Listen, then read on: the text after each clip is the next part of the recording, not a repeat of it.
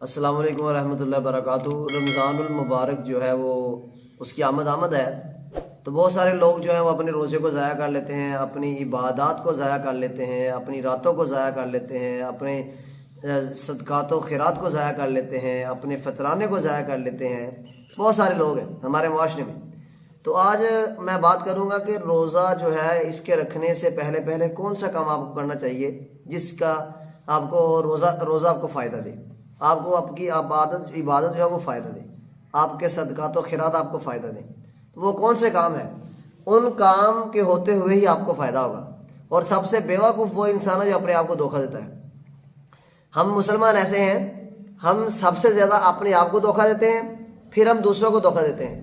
اور شریعت نے جہاں بھی جو ذکر کیا ہے کہ یہ لوگ نبی آپ کی جو مخالفت کر رہے ہیں یہ اپنے آپ کو دھوکہ دے رہے ہیں، یہ اللہ کی مخالفت کر رہے ہیں، یہ اپنے آپ کو دھوکہ دے رہے ہیں، یہ برائیاں کر رہے ہیں، یہ اپنے آپ کو دھوکہ دے رہے ہیں، اپنے نفس کو دھوکہ دے رہے ہیں۔ تو سب سے بیوقوف وہ انسان ہے جو دوسروں کی بجائے اپنے آپ کو دھوکہ دے۔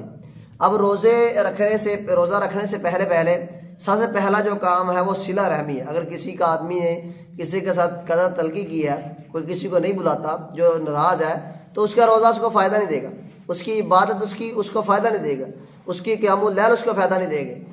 کیونکہ آپ نبی علیہ الصلوۃ والسلام نے فرمایا جو شخص کسی کے ساتھ 3 دن سے زیادہ نہیں بولتا تو اس کی اللہ کوئی بھی عبادت قبول نہیں کرتا۔ آدمی کے نامہ اعمال جب صبح شام اور سوموار اور جمعرات کو آسمان کے اوپر جاتے ہیں، اللہ فرماتا ہے جس کے نامہ اعمال میں شرک ہے اور قطع تلقی ہے، اس کے واپس لے جاؤ اور اس کے منہ پہ جا کے دے مارو، تو اس آدمی کے اعمال قبول نہیں ہوتے۔ جو سال نہیں بولتا اسے قتل جتنا گناہ ہے، جتنا ایک قاتل کو گناہ ہے اتنا اس شخص کو گناہ ہے جو سال نہیں بولتا۔ تو صلہ رحمی کریں، رشتہ داروں سے سلو کریں، روزے رکھنے سے پہلے رشتہ داروں سے سلو کریں۔ دوسری چیز، روزہ رکھنے سے پہلے اپنا مال دیکھیں، مال پاک ہے، اگر حلال کمائی ہے تو آپ کو مبارک ہو، اگر حرام طریقے سے کمایا ہوا مال ہے آپ کا روزہ آپ کو فائدہ نہیں دے گا، آپ کی عبادت آپ کو فائدہ نہیں دے گی۔ روزے کی عبادت کی قبولیت کے لیے شرط یہ ہے کہ آپ کا مال پاک ہونا چاہیے۔ اگر آدمی نے حرام کمایا ہوا مال اللہ کے گھر میں بھی دیا ہے، حتیٰ کہ بیت اللہ کو بھی تعمیر کرایا، اللہ وہ بھی قبول نہیں کرے گا۔ ابو جہل جب بیت اللہ کی تعمیر کرواتا تو پہلے اعلان کرتا کہ پاکیزہ مال جمع کروائے۔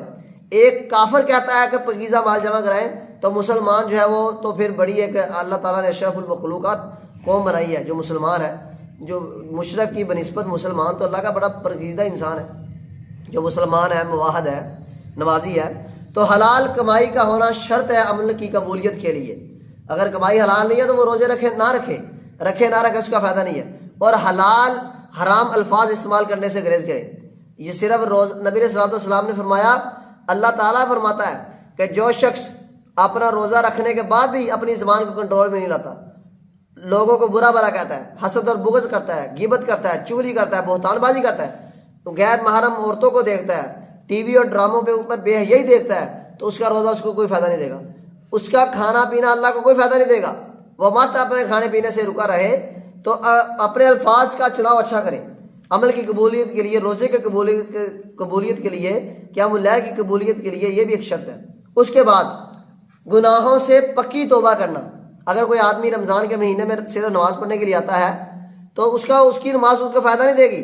اگر وہ پکی نیت کرے کہ میں ساری زندگی 5 نمازیں پکی پڑھوں گا، اگر وہ شخص صرف رمضان میں ہی آیا ہے اور رمضان میں اس نے گناہ کو چھوڑا ہے تو اس کو چھوڑنے کا کوئی فائدہ نہیں ہے، وہ گناہ گار ہی ہے۔ پکی توبہ کرو، اس کے اوپر میں نے مستقل ایک ویڈیو بنائی ہے توبہ نصوحہ کے اوپر۔ تو بات یہ ہے کہ عزم بالجزم کریں، اللہ آئندہ گناہ نہیں ہوگے۔ غیبتیں کی ہیں، چغلیاں کی ہیں، قطع تلقی کی ہے، شلوار ٹکروں سے نیچے ہے، چغلی کھائی ہے، غیبت کھائی، یہ سب کبیرہ گناہ ہے، یہ سب کبیرہ گناہ ہے۔ اگر روزے رکھ رہے ہیں تو پکی گناہوں سے توبہ کیجئے، پھر فائدہ دے گا آپ کو آپ کی جو توبہ ہے، ورنہ کوئی فائدہ نہیں آپ کو۔ خام خواہ روزے رکھے اور لوگوں کو دکھلا کر، یہ ایک دکھلاوا ہے۔ جو آدمی روزہ رکھنے کے باوجود بھی گناہ نہیں چھوڑ رہا وہ دکھلاوا کر رہا ہے، اور دکھلاوا شرک اصغر ہے، اور وہ لوگوں کو بتا رہا ہے کہ میں نے روزہ رکھا ہے، حالانکہ وہ گناہ نہیں چھوڑ رہا، وہ باز نہیں آتا۔ اگلی بات، ایک آدمی لوگوں کے حقوق کے اوپر ڈاکہ مار کے روزے رکھ رہا ہے، لوگوں کو اس نے قرض دینے ہیں، لوگوں سے پیسہ لیا نہیں دے رہا، تنگ کر رہا ہے، جان بوجھ کے تنگ کر رہا ہے، اور حیثیت رکھنے کے باوجود تنگ کر رہا ہے، اس کے روزے اس کو فائدہ نہیں دیں گے۔ زمین کے اوپر قبضہ کیا ہے، اس کی جائیداد کے اوپر قبضہ کیا ہے، اس کے بھی روزے اس کو فائدہ نہیں دیں گے. وہ بھی روزے نہ رکھے, وہ اللہ کے اوپر کوئی احسان نہیں کر رہا, وہ کوئی تیر نہیں مار رہا. اگر وہ اپنے آپ کو دھوکہ دے رہا ہے, وہ بظاہر لوگوں کو بتا رہا ہے کہ میں روزے دار ہوں, لیکن وہ اپنے آپ کو دھوکہ دے رہا ہے. کھانا پینا بھی بند ہے اس کا, اور وہ پھر بھی اللہ کا گنہگار ہے. وہ اس نے کھانا پینا بھی چھوڑ دیا, پھر بھی اللہ سے اس نے اجر نہیں لیا. اس نے کھانا پینا بھی چھوڑ دیا اس نے, اور پھر بھی اللہ سے جنت کا مستحق نہیں ٹھہرا. اس لیے یہ کام اگر آپ چھوڑ دو گے, مطلب کہ آپ قطع تلخی چھوڑ دو گے, غیبت چغلی چھوڑ دو گے, پکا گناہوں سے توبہ کر لو گے اور حلال کمانا شروع کر دو گے, پھر آپ کے روزے, آپ کا قیام اللیل آپ کو فائدہ دے گا. ورنہ یہ ایک موسمی بٹیروں کی طرح, جیسے موسمی مینڈک نکلتے ہیں کنویں سے اور ٹین ٹین کرتے ہیں واپس چلے جاتے ہیں, ایسے کرنے سے کوئی فائدہ نہیں ہے. عبادت وہی اللہ کو پسند ہے جو مستقل کی جائے, وہی اللہ کو انسان پسند ہے کہ وہ گناہ پکا چھوڑ دے, اور عمل بھی اللہ کو یہی قبول ہے. اللہ مسلمانوں کو دین سمجھنے کی توفیق عطا فرمائے.